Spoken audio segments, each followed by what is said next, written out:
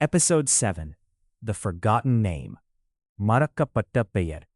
அந்த இரவு முழுவதும் அரவிந்த் தூங்கவில்லை. கருப்பு டயரியின் பக்கங்களில் புதிய வார்த்தைகள் தொடர்ந்து தோன்றிக் கொண்டிருந்தன. ஆனால் இந்த முறை வாக்கியங்கள் இல்லை. ஒரே ஒரு வார்த்தை மட்டும். மீண்டும் மீண்டும். வெவ்வேறு கையெழுத்துகளில், வெவ்வேறு மைகளில், ஆனால் அதே வார்த்தை. அது ஒரு பெயர். முழுமையாக படிக்க முடியவில்லை. சில எழுத்துக்கள் மட்டும் தெரிந்தன. ஆரா. அதற்குப் பிறகு பக்கங்கள் முழுவதும் இரத்தக் கரைகளால் மூடப்பட்டிருந்தன. காலை வந்ததும் அரவிந்த் டயரியை எடுத்துக்கொண்டு 6வது பகுதியில் கிடைத்த பழைய வரைபடத்தில் குறிக்கப்பட்ட இடத்திற்குச் சென்றான். அந்த வரைபடம் நகரத்தின் எல்லையில் இருந்த கைவிடப்பட்ட தேவாலயத்தைச் சுட்டிக்காட்டியது. அந்த தேவாலயம் 80 வருடங்களாக மூடப்பட்டிருந்தது. உள்ளூர் மக்கள் அதை சாபமிட்ட இடம் என்று தவிர்த்தனர். வானம் முழுவதும் கருமேகங்கள் சூழ்ந்திருந்தன. அரவிந்த் தேவாலயத்தின் வாயிலுக்கு அருகில் வந்தபோது டயரியின் அட்டை இயல்புக்கு மாறாக சூடாக இருந்தது. முக்கிய கதவு முழுவதும் துருப்பிடித்திருந்தது. ஆனால் அந்த பக்கங்கள் முழுவதும் துருப்பிடித்திருந்தது. அது மெதுவாக திறந்தது. உள்ளே தூசி, உடைந்த இருக்கைகள், சிதறிய வண்ணக் கண்ணாடிகள். ஆனால் பலிபீடத்தின் அருகே மட்டும் எந்த தூசியும் இல்லை. யாரோ சமீபத்தில் அங்கே வந்தது போல இருந்தது. பலிபீடத்தின் கீழ் மறைக்கப்பட்ட ஒரு பெட்டி இருந்தது. அதற்குள் பழைய பதிவேடுகள், ஞானஸ்நான பதிவுகள், மரணச் சான்றிதழ்கள் இருந்தன. அரவிந்த் அவற்றை ஆராய ஆரம்பித்தான். திடீரென ஒரு பதிவு அவன் கவனத்தை ஈர்த்தது. ஆண்டு 1947. பெயர் முழுவதும் கருப்பு மையால் அழிக்கப்பட்டிருந்தது. ஆனால் அதன் கீழே ஒரு குறிப்பு இருந்தது. அந்த பெயர் இனி ஒருபோதும் உச்சரிக்கப்படக்கூடாது. அந்த வரியை படித்த நொடியே தேவாலய மணிகள் தானாக ஒலிக்க ஆரம்பித்தன. மின்சாரம் இல்லாத கட்டிடம் என்றாலும் மணிகள் கொந்தளிப்பாக ஒலித்தன. அரவிந்த் பதற்றத்துடன் சுற்றி பார்த்தான். சுவர்களின் மீது நிழல்கள் நகர ஆரம்பித்தன. வெளிச்சமில்லாத திசையிலும் அவை ஊர்ந்து சென்றன. டயரி தானாக திறந்தது. புதிய வாசகம் ஒன்று தோன்றியது. மறக்கப்பட்ட பெயரைக் கண்டுபிடி. அந்த வார்த்தைகள் உருவான அடுத்த நொடியே தேவாலயத்தின் அனைத்து ஜன்னல்களும் ஒரே நேரத்தில் சிதறின. அரவிந்த் உடனே பதிவுகளை எடுத்துக்கொண்டு தேவாலயத்தின் அடித்தளத்திற்குச் சென்றான். கீழே செல்லும் கதவு பூட்டப்பட்டிருந்தது. ஆனால் டயரி அதை தொட்டவுடன் பூட்டு உருகியது போல திறந்தது. கீழே குறுகிய கல் படிக்கட்டு. வெப்பநிலை திடீரென குறைந்தது. சுவர்கள் முழுவதும் பழைய புகைப்படங்கள். ஆனால் அதில் இருந்த அனைவரின் மேகங்களும் கீறி அழிக்கப்பட்டிருந்தன. ஒரே ஒரு சிறுமியின் முகத்தைத் தவிர. வெள்ளை உடை, வெறுமையான கண்கள். டயரியின் காட்சிகளில் பலமுறை தோன்றிய அதே முகம். புகைப்பாட்டத்தின் பின்புறத்தில் ஒரு வரி இருந்தது. அவளுக்கு அந்த பெயர் நினைவில் இருந்தது. அடித்தளத்தின் இறுதியில் பழைய திரையிடும் அறை ஒன்று இருந்தது.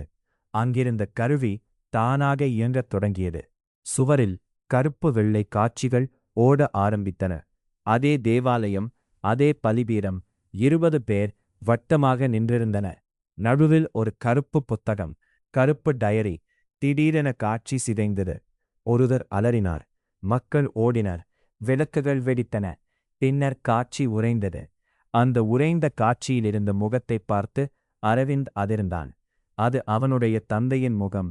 இது சாத்தியமற்றது. அந்த காட்சி 1040 ஆண்டை சேர்ந்தது. ஆனால் முகம் அப்படியே இருந்தது. அவன் இதயத் துடிப்பு வேகமானது. கருவியின் ஒலிபெருக்கியில் ஒரு கிசுகிசுப்பு கேட்டது. இரத்தம் நினைவுகளை மறக்காது. திடீரென சுவர் உடைந்தது. அதன் பின்னால் மறைக்கப்பட்ட அறை ஒன்று தோன்றியது. அதன் நடுவில் பழைய சவப்பெட்டி. அதன் மேல் விசித்திரமான குறியீடுகள். டயரி கடுமையாக அதிரத் தொடங்கியது. அரவிந்த் மெதுவாக சவப்பெட்டியைத் திறந்தான். உள்ளே எலும்புக்கூடு இல்லை. நூற்றுக்கணக்கான கிழிந்த டயரி பக்கங்கள் மட்டும். ஒவ்வொரு பக்கத்திலும் அதே முழுமையற்ற பெயர். வெவ்வேறு காலங்கள், வெவ்வேறு கையெழுத்துகள். ஆனால் அதே பெயர். கிட்டத்தட்ட ஒரு நூற்றாண்டாக யாரோ அந்த பெயரை அழிக்க முயன்றிருந்தார்கள். அப்போது அடித்தளத்தின் விளக்குகள் அணைந்தன. முழுமையான இருள். அந்த இருளில் பெண்ணின் சிரிப்பு எதிரொலித்தது. முதலில் தொலைவில் ஏற்றினான். சவப்பெட்டி காலியாக இருந்தது. தரையில் கிடந்த கிழிந்த பக்கங்கள் தானாக நகர ஆரம்பித்தன. காணாத காற்று வீசுவது போல அவை மேலே எழுந்தன. மெதுவாக மனித உருவம் எடுத்தன. பின்னர் வெள்ளை உடை அணிந்த சிறுமியாக மாறின. அதே வெறுமையான கண்கள், அதே புன்னகை. அவள் நேராக அரவிந்தை நோக்கி பார்த்தாள். நீயும் அந்த பெயரை மறந்துவிட்டாய்.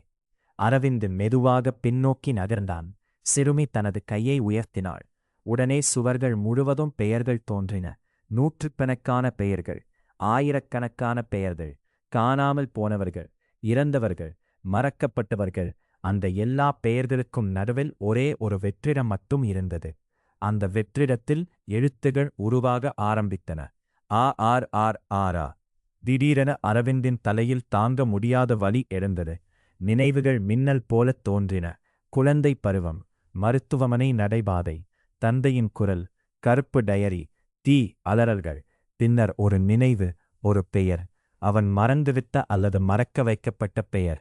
டயரியின் கடைசி பக்கம் தானாகத் திறந்தது. புதிய இரத்த எழுத்துகள் தோன்றின.